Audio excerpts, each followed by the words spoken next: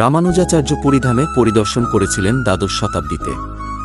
রামানুজাচার্য শ্রী সম্প্রদায়ের প্রতিষ্ঠাতা আচার্য। তিনি ছিলেন একজন মহান বৈষ্ণব এবং একজন বিদগ্ধ জ্ঞানী হিসাবে তিনি প্রসিদ্ধ ছিলেন। তিনি বিশিষ্টাদ্বৈতবাদ নামক দর্শন প্রচার করেন এবং প্রবলভাবে শঙ্করাচার্যের মায়াবাদ দর্শনের বিরোধিতা করেন। তিনি এই ভেবে উদ্বিগ্ন হলেন যে নিম্নজাতির মানুষ, যেমন দয়িতাপতিরাও পূজায় অংশগ্রহণ করছে। রামানুজ বিতর্ক করে বললেন যে কেবল বৈদিক পন্থানুসারেই ভগবানের পূজা করা উচিত। তিনি জগন্নাথ মন্দিরে পূজার পদ্ধতি পরিবর্তন করতে চাইলেন। তিনি বহুবিধ পরিবর্তনের প্রস্তাব রাজার কাছে উপস্থাপন করলেন এবং রাজাকে ওই প্রস্তাবগুলি গ্রহণে সম্মত করালেন। জগন্নাথের সেবকগণ এই নতুন পদ্ধতিতে আপত্তি জানালেন ও পুনর্বিবেচনার আবেদন জানালেন, কিন্তু রাজা তাদের অনুরোধে কর্ণপাত করলেন না।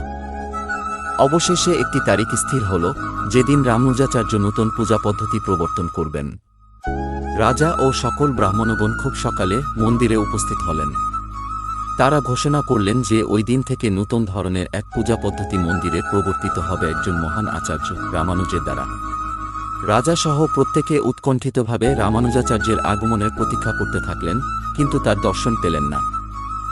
দীর্ঘ সময় প্রতীক্ষার পর রাজা পূজারীকে পূর্ব পদ্ধতি অনুযায়ী শ্রীজগন্নাথের পূজারাধনা শুরু করার আদেশ দিলেন। তারপর রাজা রামানুজাচার্যের সন্ধান করতে তার মন্ত্রীদের আজ্ঞা দিলেন। তখন বিস্তর অনুসন্ধানের পর জানা গেল যে পূর্বরাত্রে রামানুজাচার্য যখন নিদ্রামগ্ন ছিলেন, সে সময় শ্রীজগন্নাথ তার নিকট স্বপ্নে আবির্ভূত হন।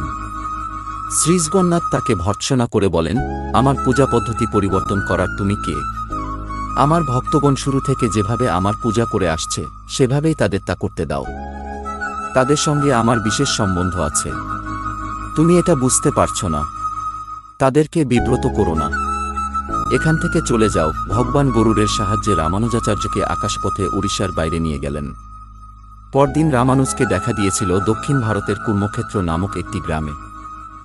ভালো লাগলে কমেন্ট এবং শেয়ার করে দিবেন। জয় শ্রী জগন্নাথ।